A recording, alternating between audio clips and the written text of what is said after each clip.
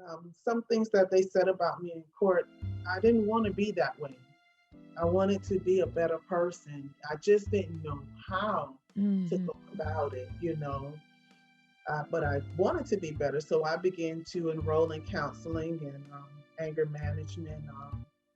But I have the letter with me. The lady told me, she said, "You don't have anger issues. You just don't tolerate foolishness, and you need to know the right way to handle it." She said, "You've learned the wrong way from your parents fighting and carrying on to handle it. So you feel like physical abuse is the way to handle stuff, and it's not."